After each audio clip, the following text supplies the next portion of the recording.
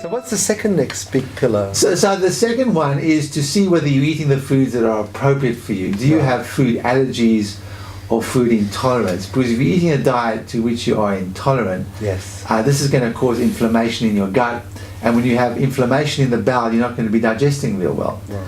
And so that's also going to compromise that part of the first pillar. So you need to know whether you have food allergies or food intolerance. Yes. Now, this is not always obvious. Sometimes people eat foods and they know they react to them, Right. but it can be more subtle. So you might eat some food and suffer from fatigue, headaches, but it's unrelated to eating that food straight away.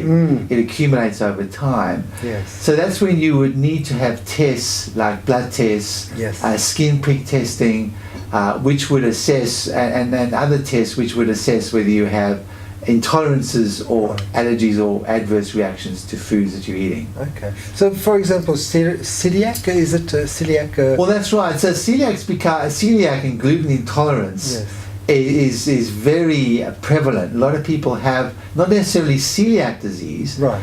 but they react adversely to foods that contain gluten. Yes. And the truth about gluten is that gluten is a non-digestible substance with absolutely no nutritional value. A non-digestible substance with no nutritional value. Wow. And ridiculously, we've added gluten to the food to make it everything. to thicken it, to make it more palatable, to make it more enjoyable. Right. But it's also causing a whole lot of digestive issues. Right. And so there's now a category of people who don't have a celiac disease.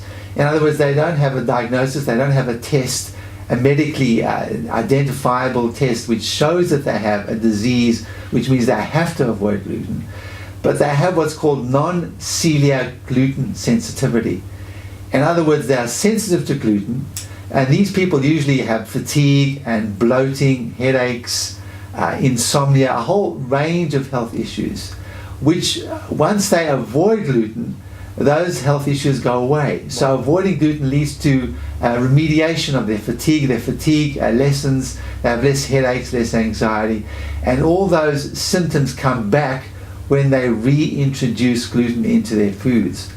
So non-celiac gluten sensitivity there's no blood test for that, there's no bowel biopsy for that, but it just means there are a whole bunch of people out there who react adversely to gluten and will get much better with whatever is bothering them when they avoid gluten. So gluten is pasta, pizza, bread, That's right. cereals. So it's all those things we eat lots of. Gluten is found in wheat, rye, barley and oats, those grains. Right. So as you said, effectively pasta, bread and cereal.